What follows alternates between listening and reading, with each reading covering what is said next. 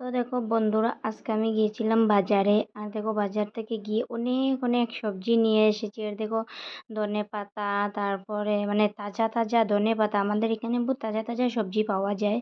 তো দেখো, ঝুড়িটা আমার খালি হয়ে গেছে, পুরো সপ্তাহ বাজার হয়নি।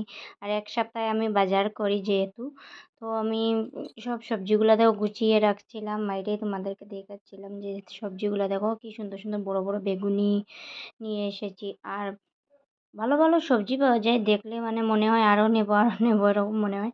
তো দেখো, আর সবজিগুলো নিয়ে এসে আমি ঘরে এগুলো সব গুছিয়ে ঝুড়ি টুড়ি সব কিছু গুছিয়ে রাখছি।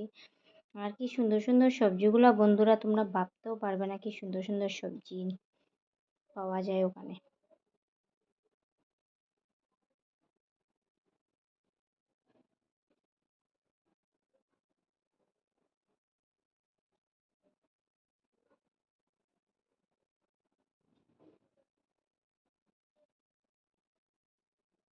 মানে ঝুড়ির থাকগুলো ছোট ছোট হয়ে গেছে, সবজিগুলো ঢুকেও না।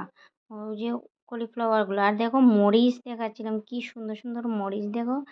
আমার যেহেতু মরিচ রয়েই গেছে ঘরে, তারপরেও কি আমার মানে শুকনো মরিচ তো ইউজই করি না, মরিচের গুঁড়োটা।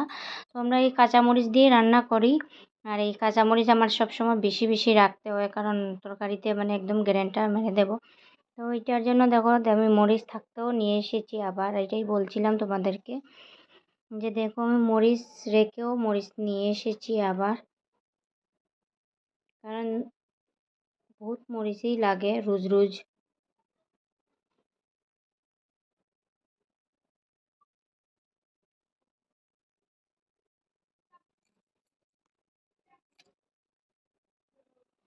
আর দেখো, শিমগুলো জায়গাই হচ্ছে না। কি করব, বললাম তো ঝুড়ির সাইডে দিয়ে ঝুলিয়ে রাখি দিই, ঝুড়িতে তো আর জায়গা ধরছেই না।